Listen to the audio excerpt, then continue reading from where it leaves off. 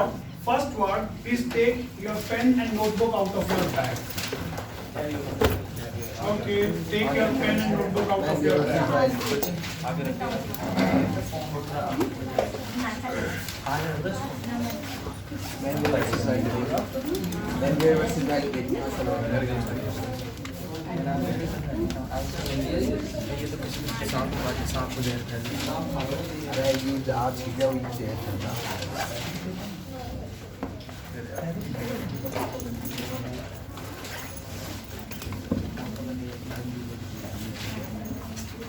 Let's begin. Okay, so we have got first one, and that is called intrepid. Intrepid, and it has got many forms also. One by one, I will tell all of them. Intrepid is an adjective, and the meaning of this fearless. Okay, जिसके अंदर डर नहीं होता, that is called intrepid. Okay, so intrepid, I think everybody knows this person. He is. Okay, so beta, let's understand. So intrepid, what is the meaning of the intrepid? A person without fear. I think everybody knows about this person. How many of you know the name of this person? Bear Grylls. Bear Grylls. Okay ji. So he is Bear Grylls. अब ये Bear Grylls है और इसकी सबसे अच्छी बात यही है कि इसे दुनिया के किसी भी कोने में छोड़ दो, ये बड़ी निर्भीकता के साथ में काम करता है, इसे कोई डर नहीं होता. अच्छा खाना नहीं है, there is no problem for him. इसके लिए कोई प्रॉब्लम नहीं है. It can be a problem for an ordinary person, but he can eat anything and he has great knowledge about the things. Okay, he knows a lot about the animals and he knows a lot about the vegetation also. So he is an intrepid person. क्या बोलोगे? He is an intrepid person. Okay, so let's understand. Okay. Let me tell you, there was a time when India used to be timid in Kashmir. हम कश्मीर के अंदर कोई action नहीं लेते थे. आतंकवादी आए, हमारे सैनिकों को मार के और चले गए. हमने क्या किया? हमने न्यूज़पेपर के अंदर या सरकार ने यूएनओ के लेवल पे जाके क्रिटिसाइज किया पाकिस्तान को, you should not do this.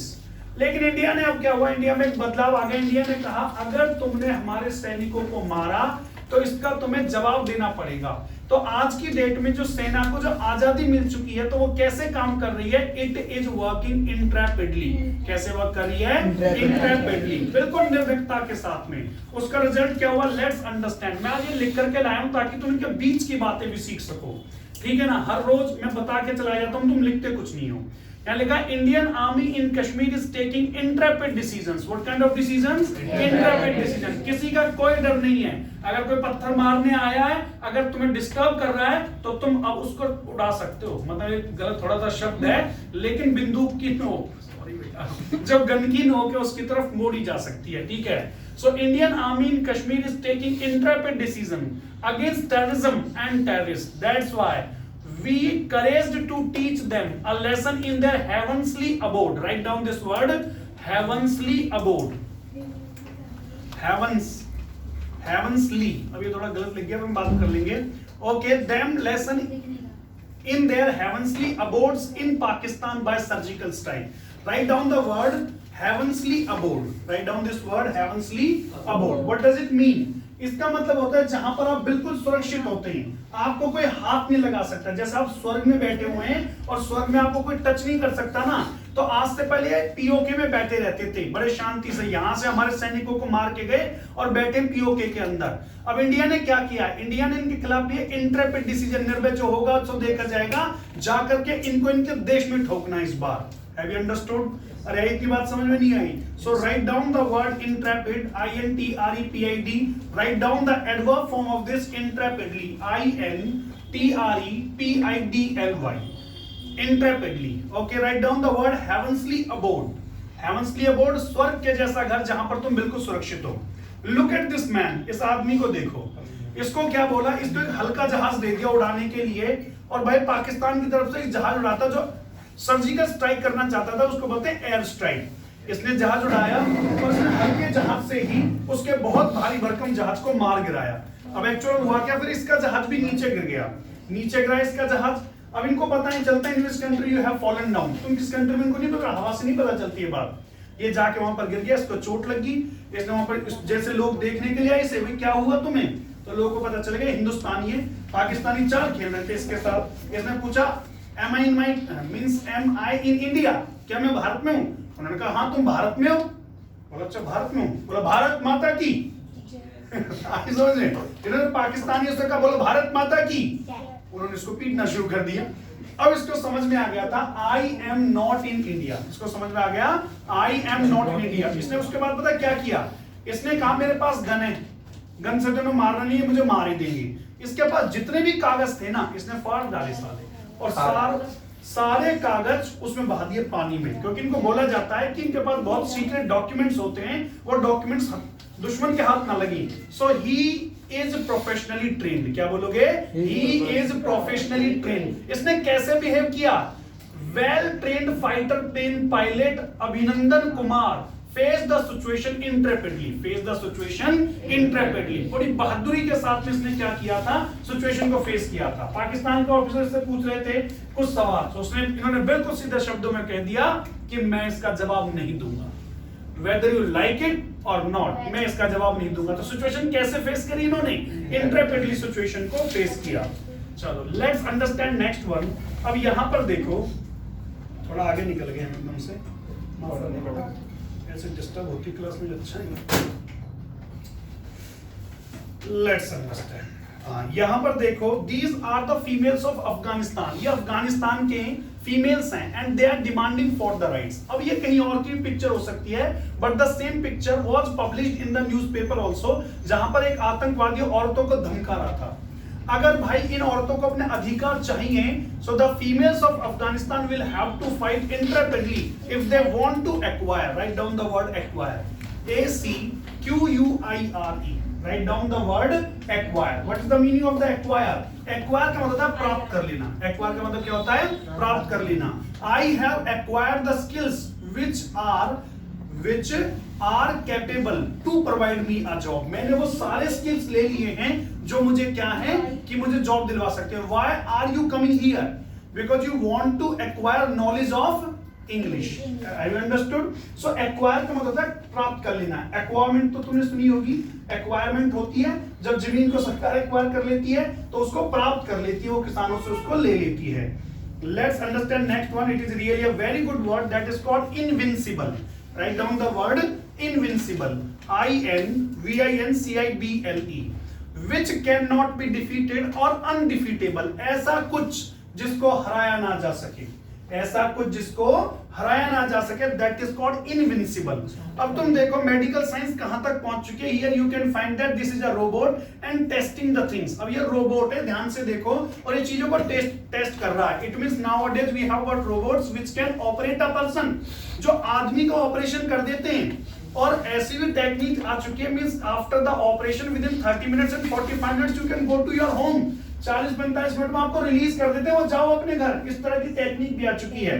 लेकिन कोरोना के बाद पता लग गई कि यार तुम इतना आगे निकल चुके हो, तो एक ऐसा अदृश्य सा जीव आया जिसने क्या कहा मेडिकल साइंस से, no doubt medical science has grown remarkably, no doubt medical science has grown remarkably, but still there are many, ये गलत लग गया, there are many invincible diseases, there are many invincible diseases to be conquered. First of all understand these words, after that I will tell you to write.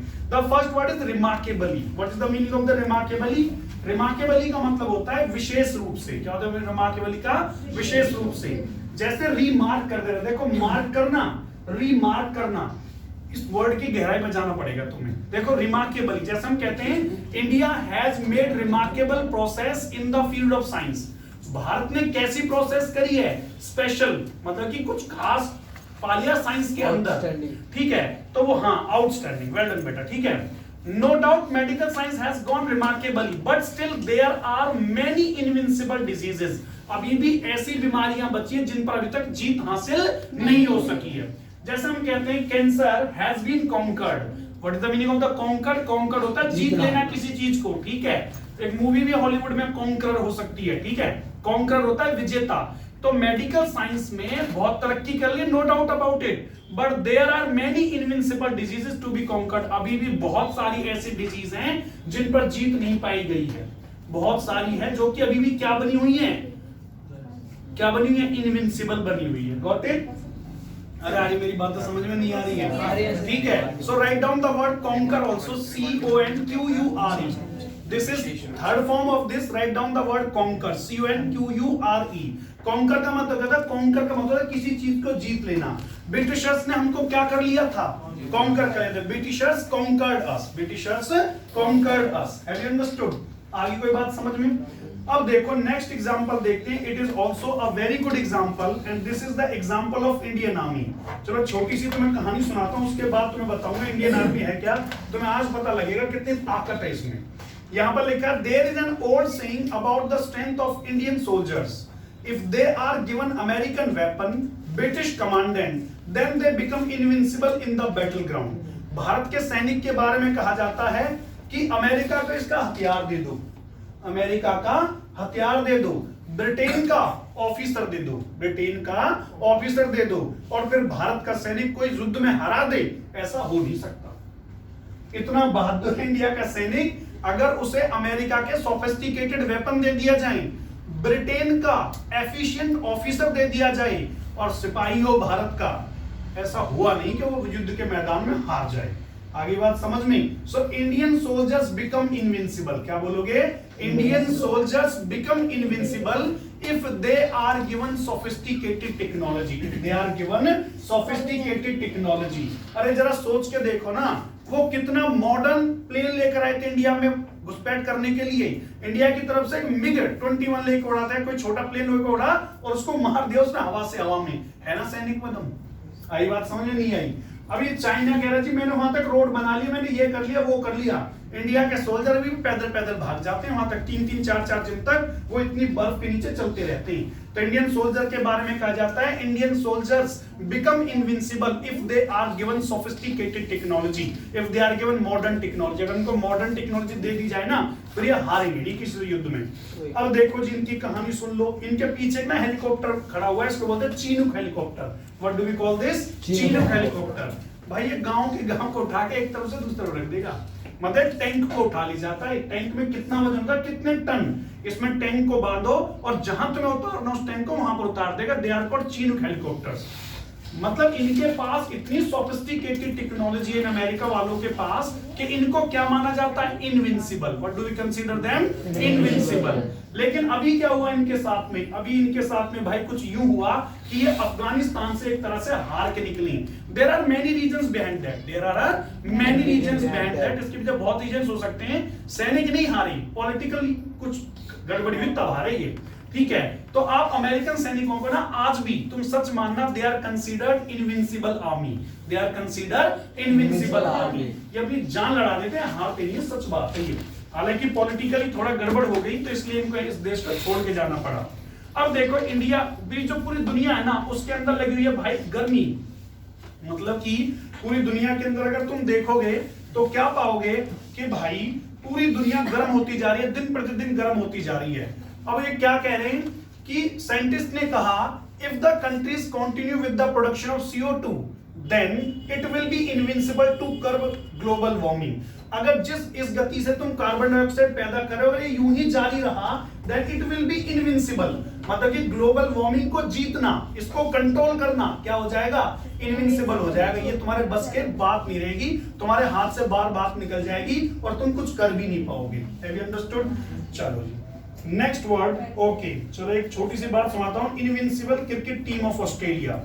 तुम cricket देखते होगे, बहुत सारे बच्चे क्रिकेट देखते होगे, लेकिन there was a time when I also used to watch cricket. That time Ricky Ponting used to be the captain of Australian cricket team. Okay, let me tell you about the some players. Ricky Ponting was there, Chris Gayle was there, Matthew Hayden was there. Okay, so there were many players. I think you must have heard about McGrath also. Have you ever seen McGrath? He used to be the player of Australian cricket team. Better, this team was considered invincible cricket team. ये दुनिया में किसी से हारते नहीं थे। ये हालात हो गए थे। अरे इंडिया तो क्या बेटा, बता रहा हूँ, सुन ले ध्यान से, पता लगेगा। ओके सो बेटा एक्चुअल में हुआ क्या कि बहुत जबरदस्त खेलते थे कि इन्होंने हारना ही बंद कर दिया। इनको जहां ले जा रहे थे ना, वहां ये बुरी तरह से पूरी दुनिया को धो रहे थे। पर दुनिया को लगा कुछ ऐसा होना चाहिए कि यार ये हारे, पता चले इनमें कितनी ताकत है। After that ICC made a world 11 team.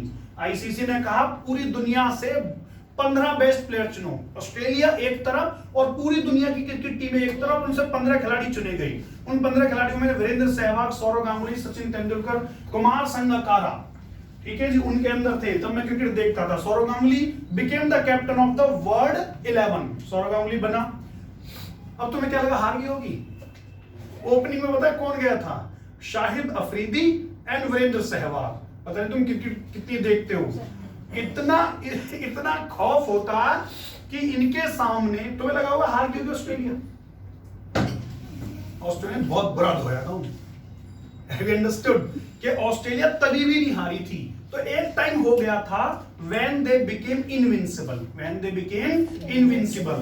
जरा सोच के देखो, वर्ल्ड का बेस्ट कीपर वहां था, वर्ल्ड का सबसे तेज खेलने वाला बैट्समैन शाहिद अफरीदी, उससे भी ज्यादा बेहतर वीरेंद्र सहवाग, सचिन तेंदुलकर, राहुल द्रविड़, जो आउट ही ना हो बेटा, वो भी नहीं हारा पाए थे इनको। So what did they become?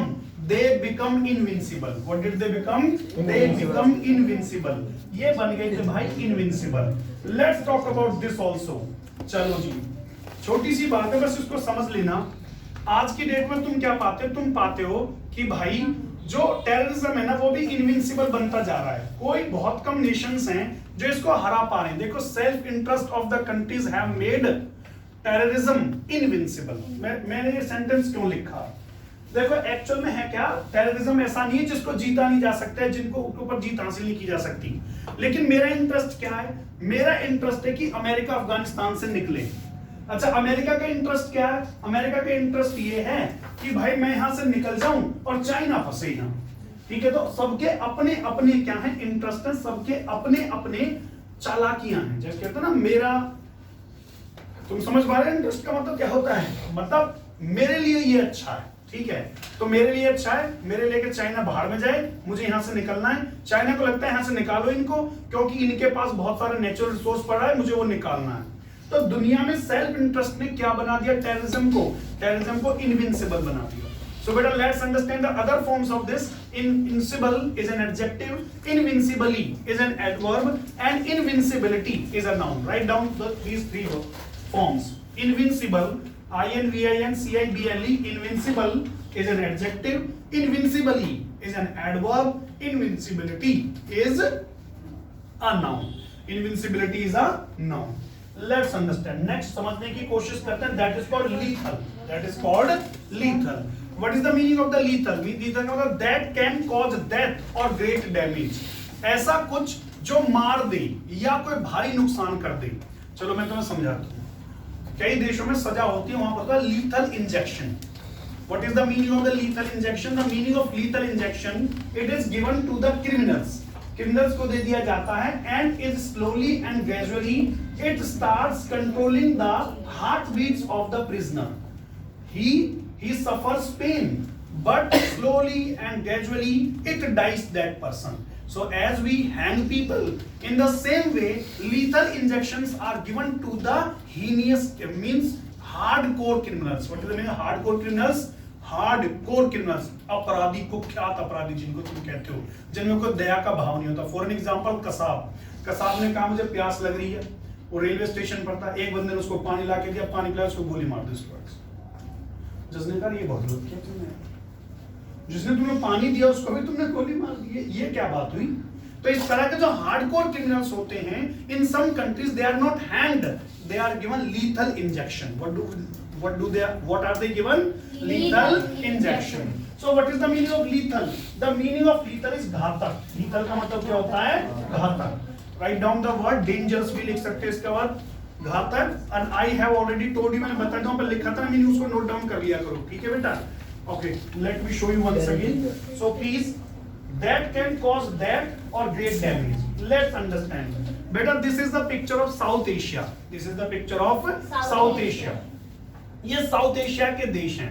उसके पहले तुम्हें एक बात करनी पड़ेगी। एडजेक्टिव होता है लीथल, एडवर्ब होता है lethally, and the noun is lethality, LETHALITY. Lethal is an adjective, lethally is an adverb, and lethality is a noun. Write down the three forms of this. तीनों forms को write down करो बेटा, and after that I am going to tell you. So let's understand lethality of Taliban over Afghanistan. अगर देखो एक words को कितनी तरह यूज किया जाता है, आज मैं लास्ट में 5 मिनट बात भी करूंगा इस बारे में। ओके सो बेटा, लीथैलिटी ऑफ तालिबान ओवर अफगानिस्तान मतलब कि अफगानिस्तान के ऊपर तालिबान के आ जाने से कितना घातक परिणाम होगा, इसका मतलब ये है। Okay, lethality of Taliban over Afghanistan और how much lethal it will prove for the South Asia. South Asia में कितना गड़बड़ होने वाली, देखो ये जो बांग्लादेश है ना, यहां पर भी एक्सट्रीमिस्ट हैं। What are the extremist? Extremist, you need to understand the meaning of extremist, those who think my religion is the best, my opinion is the best, these such kind of people are called extremists. Okay, जैसा कहते ना हिंदू का सा कोई धर्म नहीं, मुस्लिम का सा, जो इस तरह की बात करते हैं, these people are called extremists. Okay, यहां पर देखो, यहां पर भी extremists हैं। ये हमारा देश है पाकिस्तान, इसके अंदर भी extremists हैं, अफगानिस्तान के अंदर भी extremists हैं। अब एक्चुअल में होगा क्या, जरा इस पूरे को अगर तुम समझ पाए तो यहां पर अभी जो अफगानिस्तान है, in Afghanistan in future terror camps will be setup. Terror camps जो होंगे वो सेटअप कर दिए जाएंगे and terrorist will be trained here, terrorist trained करे जाएंगे। After that they will be sent to Pakistan and through Pakistan through PoK they will come to Kashmir, they will come to Kashmir. हम पूरी दुनिया को यही समझा रहे हैं, पूरी दुनिया को ये समझा रहे हैं how much lethal Taliban can be for south Asia. South Asia में कितना खतरनाक हो सकता है ये। इसके ऊपर देखो तुम, इसके ऊपर देश है चाइना, इधर है, इसके ईरान, इराक, तजाकिस्तान, ये सारे देश हैं। इन हर देश में ये मुस्लिम देश हैं और यहाँ पर एक्सट्रीमिस्ट हैं जो कहते हैं we are the best, Shias are the best, Sunnis are the best. अरे शिया सुन्नी बटी होती है कम्युनिटी। तो इस तरह से क्या होगा, यहाँ पर टेररिस्ट को ट्रेंड किया जाएगा और उसके बाद बांग्लादेश भेजा जाएगा। बांग्लादेश में वो उत्पात करेंगे, फिर वो इंडिया के रास्ते आ जाएंगे, नेपाल में भेजा जाएगा, नेपाल से भी वो इंडिया के रास्ते आ जाएंगे। सबसे पहले में पता है प्रॉब्लम होने वाली है, बट बेटा यहाँ जितने भी ये देश है ना, ये सारे इनस्टेबल हो जाएंगे, यहाँ पर आतंकवाद बढ़ने वाला है। Have you understood? So India क्या कह रहा है? India is drawing attention of the world towards the lethality of Taliban, towards the lethality of Taliban। वो कह रहा है देखो कितना घातक हो सकता है तालिबान। तो lethal का मतलब क्या हो गया? घातक। Have you understood? चलो जी नेक्स्ट वन देखते हैं बेटा, let's try to understand next one। देखो the insatiate desire of human, बहुत अच्छे वर्ड्स लिखे गए इसके अंदर, अभी बारी बारी से लिखते जाना, बस you need to understand first। The insatiate desire of human, insatiate होती है ना खत्म होने वाली। What is the meaning of the insatiate? ना खत्म होने वाली। इससे पहले हमने एक वर्ड पढ़ा था, that is called perpetual। What did we learn? Perpetual। वो यही होता है insatiate। insatiate होता है ना खत्म होने वाली। The insatiate desire of human to accomplish, accomplish means होता है प्राप्त कर लेना।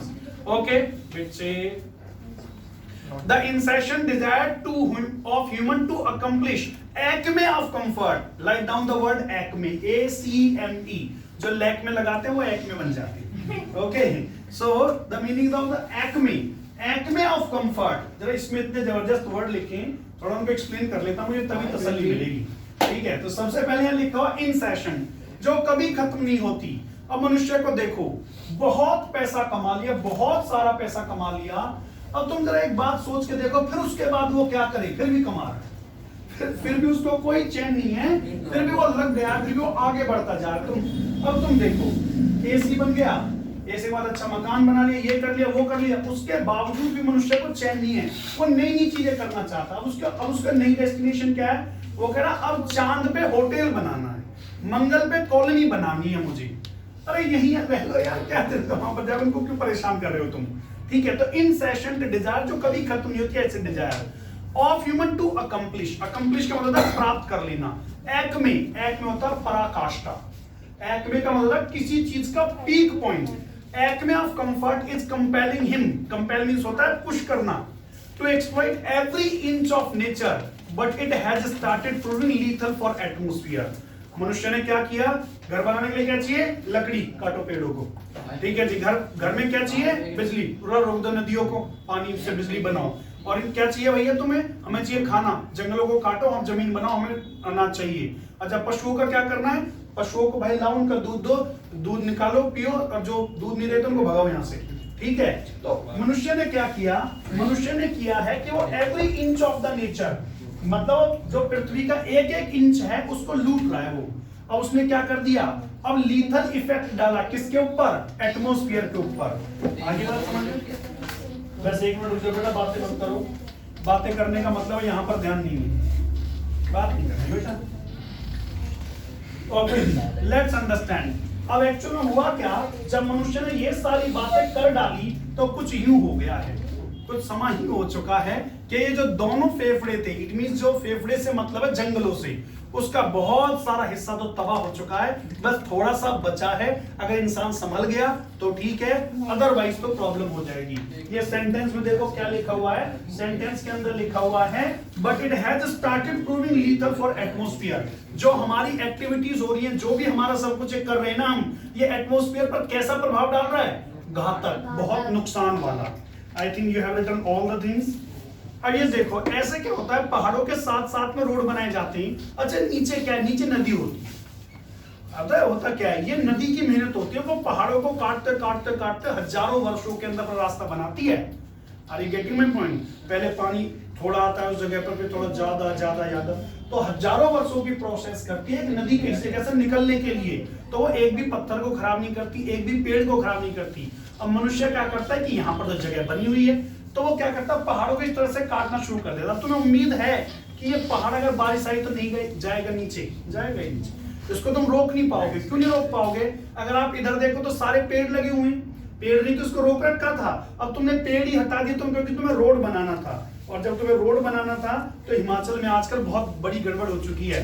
द कंस्टेंट, कंस्टेंट का मतलब है continuous, the constant landslide show the lethality of development in the hilly areas because roads and other infrastructure has been expanded exorbitantly.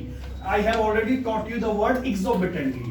कहने का मतलब यह है, हिली एरियाज के अंदर अगर तुम इंडिया में देखते हो तो बहुत जबरदस्त इंफ्रास्ट्रक्चर खड़ा किया जा रहा है on the name of the tourism, और उसकी वजह से क्या हो गया है, the Himalayas has become brittle. Brittle का मतलब समझते हो, जैसे बिस्किट होता है पार्ले जी का, वो ब्रिटल होता है, हाथ में लो ऐसे चूड़ा बन जाता है उसको।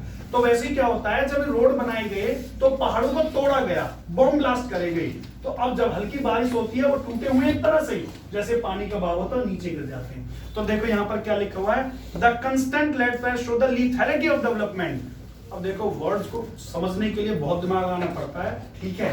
तो ये क्या दिखाता है, जो डेवलपमेंट का जो घातकपन है, जो नुकसानदेह है ना, जो उनसे कॉन्सिक्वेंसेस हो रही हैं, उसका मतलब इससे है, ठीक है। देखो बेटा, the constant landslides show the lethality of development in hilly areas because roads and other infrastructure has been expand exorbitantly.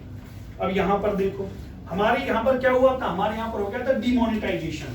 अब लोग क्या कहते हैं कि डिमोनेटाइजेशन के हमारी जो इकोनॉमी है उस पर बहुत बड़े नेगेटिव इफेक्ट पड़े, ये सच भी है। अब तुम देखो, जो पहले जहां पर कैश होता था, तो ये पड़ा कैसे negative effect, let's understand this also. मान लो इनके पास पैसे थे 500 रुपए, अब ये 500 रुपए के संतरे खरीदना चाहते थे,